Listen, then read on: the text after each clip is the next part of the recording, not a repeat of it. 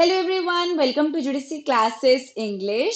So today we are back with our MCQ series in which we are going to cover the colloid section, right? So today we are going to cover all the MCQs as well as all the important explanation of the same. You can also note down the explanation as well as try to answer all the questions in the comments below. Let us know how much have you scored and what exactly you would like to discuss, which chapter we should start next, right? So this is a series specifically designed for you all so that you can prepare for GPAT, NIPO, DA or any government pharmacist related exam. This preparation is one top-notch solution for that. So let's begin with our first question. The question says, rapid increase in the solubility of a surfactant solution above a definite temperature is. So in the case of the surfactant, above a definite temperature, right? Rapid increasing solubility of surfactant solution above a definite temperature, right? So is it a cloud point? From the name, it looks like some cloudiness is going to appear. So definitely that is not going to happen. Generally, once the surfactant concentration increases, it starts to form the micelles at a critical micellar concentration. So we have to nullify this point also. So triple point is a point where the all the states exist together, solid, liquid, gas. So here we are left with a Kraft point at which the solubility of surfactant that is going to increase, right? So above a definite temperature. Below that temperature, the micelles will not form. Okay, note that down. So option B, the Kraft point is the correct answer. Moving on. Kraft point is, so see, so many questions will be interrelated. So note down. We have just discussed what is Kraft point. So let's see. Maximum temperature at which surfactant forms micelles. Minimum temperature at which surfactants form micelles. Maximum temperature at which micelles convert into surfactant moieties, or minimum temperature in which micelles convert into surfactant moieties. Number one thing should be clear that in this case, the micelles are not going to form surfactants. Surfactants are going to convert into micelles. So option C and D both should be incorrect, right? Surfactants form micelles, not micelle form surfactants. So the Kraft point just before I have mentioned the temperature above which, okay, not below, equal or above which it generally surfactant solubility increases and it starts to form the micelles. So we have our correct answer, option number B. Okay, right. Next question. Kraft point is assigned as when cloudiness disappears, when surfactant does not double, temperature at which solubility of surfactant is equal to CMC, or temperature at which interfacial tension is zero. I hope now I should not be able to again and again tell you that we have already discussed this point ahead before the previous question also. So Kraft point is basically temperature at which the solubility of the surfactant becomes equal or above the critical micellar concentration, and hence the micellar formation is right there. Okay, so it is a direct definition based question. Option C here will be correct. Next question. This is another a simple question. So I expect you all to at least answer this question in the chat box. I am really looking forward to your answers. What is the full form of CMC? Critical micellar concentration. I had just repeated it back in the first question. Critical micellar concentration, not crucial, not critical monomer concentration. It is critical micellar concentration. Option C, it is correct. Okay. Next, size for the Tyndall effect is. So Tyndall effect basically means scattering of light. So this scattering is best shown by the colloidal particles, right? The particles of true solution, because of their size, they are not able to scatter the light, right? So we need particles in this range of the colloidal particles. So we have 1 to 1000 nanometer range, that is for the Tyndall effect, scattering of light will take place. Okay, option B here is correct. Very simple question. Okay, next. Gelatin has a gold number, which means that least gold number. So please note down that the gold number, I'll write here for you all. One simple thing you must note down. The gold number is actually inversely proportional to the protective action. Okay, that means higher the gold number, lower will be the protection, right? So here we can see that we have the least gold number, so it will offer the best protective action. So gelatin will be better as a protective colloid, right? Okay, very simple. Gold number and protective ability are inversely proportional.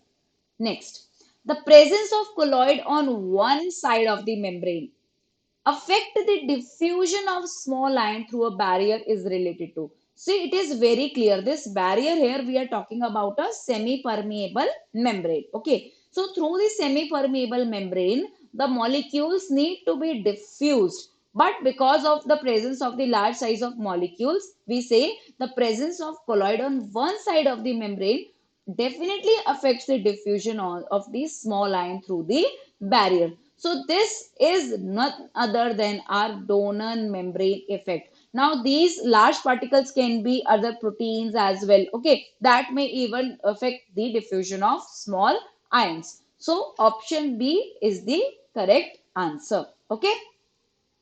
Next, following is associated with the colloidal stability. Hardy-Schedule rule, Hildebrand constant, Huckel's rule, right? So, colloidal dispersion stability. See, stability of any dispersion, be it colloidal coarse, is definitely relevant to how it is going to get settled, right? What are the possibilities of the particles that is going to settle?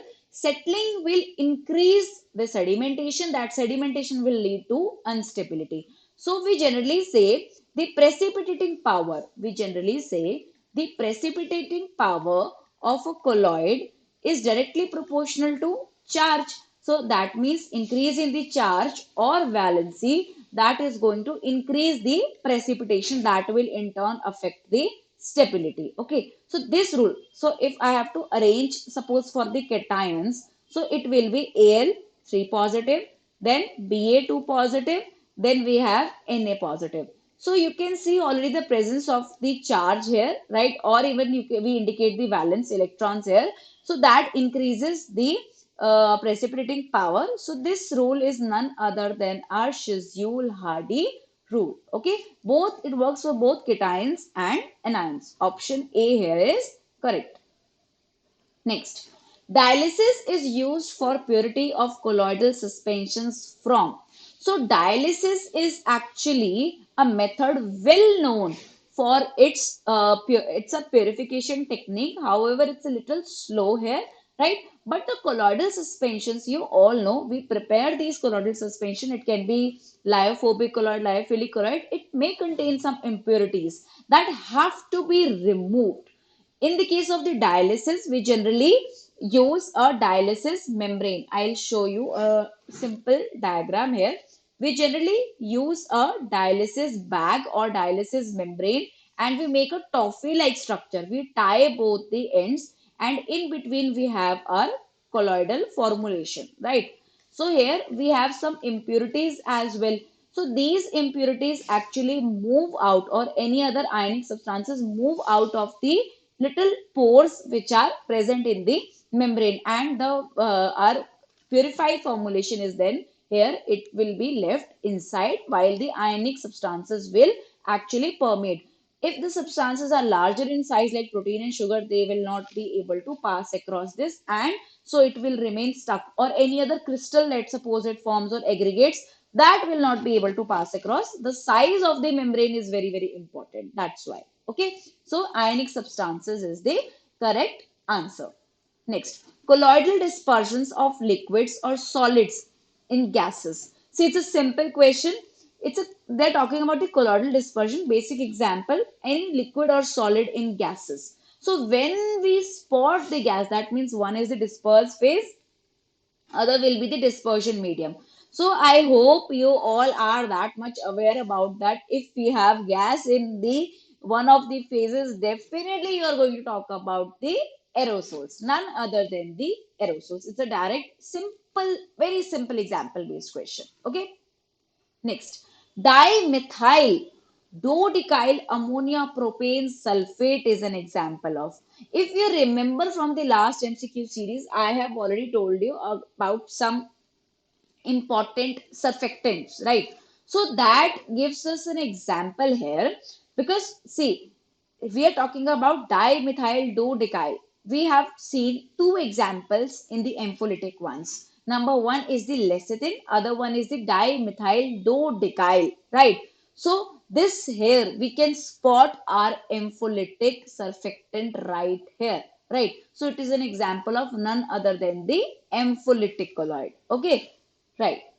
Next, purification of colloids performed by. Right now, just I've told you that generally we use dialysis method, right? Even this, if the sedimentation will take place, definitely it is not going to resolve that purification. But the ultrafiltration, ultracentrifugation, electrodialysis or dialysis, note down these important exam methods. I'll write here for you all. Number one is the dialysis, in which we use the dialysis membrane.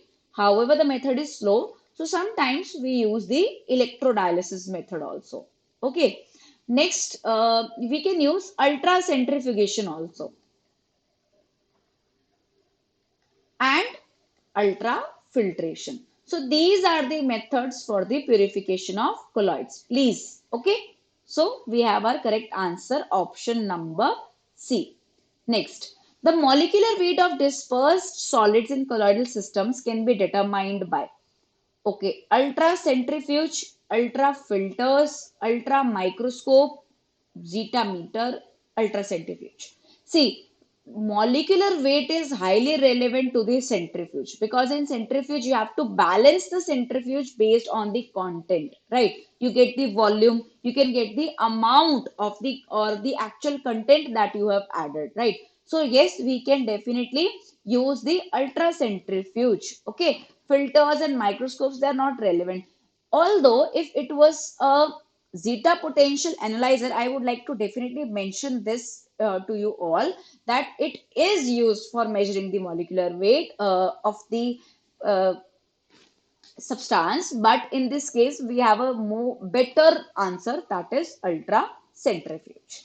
Next, at which is the concentration at which monomeric surfactant molecules associate to form micelles? We have discussed, and the question is, I think, most probably repeated. We already know that these micelles will be formed. Generally, the surfactants are present at the solid gas interface, but as soon as you start to increase the concentration of surfactants, they will move into the bulk, reduce the surface tension, and they are going to form micelles at the critical micelle concentration, which is CMC. Okay, there should be no doubt about it. Next, which colloid has a gas as the dispersed phase and liquid as a dispersion medium? So gas here is in the dispersed phase, okay, and liquid is in the dispersion medium. In the case of aerosols, it was in the dispersion medium. So gas is little of that and dispersion medium is more. So emulsion is basically for liquid and liquid, right? Gel is also solid and liquid component, right? Aerosol is eliminated already. So we have our option number B, foam, as the correct answer. Next, which of the following is an example of the lyophilic colloid? So lyophobic colloids we have lyophilic colloids. Lyophilic colloids are solvent loving colloids. Lyophobic colloids are solvent hating colloids. So all the lyophobic colloids includes the metals, right? So we can already spot these lyophobic colloids of metals, right? For example, gold we can see, right? Silver iodide we have already see. We can spot the sulfur as one of the lyophobic colloid. So the polystyrene is actually a lyophilic colloid. Okay. Next, which colloid type is thermodynamically unstable and difficult to prepare? See, generally the colloidal which are lyophilic in nature are solvent loving. That means they have a nice association with the dispersion medium. So they're very much easy to prepare. But the lyophobic ones are difficult to prepare. They do require the specific methods of preparation. Methods can be both dispersion or condensation methods. Dispersion means if the particle size is actually larger, you can break the particles so that they reduce down into a colloidal range. Otherwise, you can condense them into a particle into the colloidal range. Okay. Next, which of the following are peptizing agents? Just I have told you the preparation of colloids is actually done by the dispersion methods or condensation method.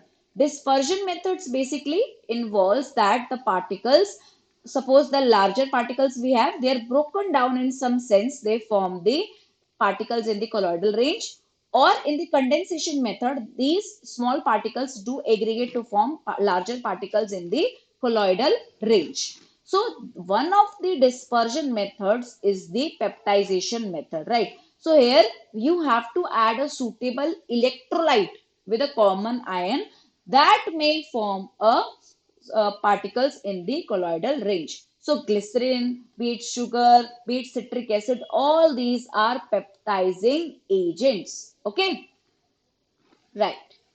Moving on.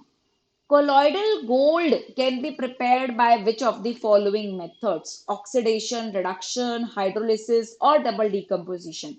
Generally, the colloidal gold can be actually prepared by the reduction method, right? So this reduction method involves the preparation of the generally you take the solution of the gold salt and you have to add the reducing agent. Okay, that reducing agent will actually form the atoms that are going to then aggregate and form the particles that will be in the colloidal range. Just before I have told you the dispersion and the condensation method. Dispersion methods involve the Briggs arc method, the your peptization method. Okay, in the condensation method, in which the particles are going to condense and form into the particles into the colloidal range, that involves chemical synthesis, right? These chemical reactions. So colloidal gold can be prepared by reduction method. Next, so another simple and mostly the gold number question is asked. So they've asked about the gold number of albumin. They can ask about the gelatin. We have seen 0.005. They can ask about the potato starch, which is 25, for the tragacanth, which is around 2, and now they've asked for the albumin, which is around 0.1. Okay, I have told you regarding some of the important examples. So I hope you all note them down. And this is all about this MCQ series. I hope you all were able to answer with me. You can definitely comment down in the chat box. I do personally check all the comments, right? So thank you so much. We will meet in the next video.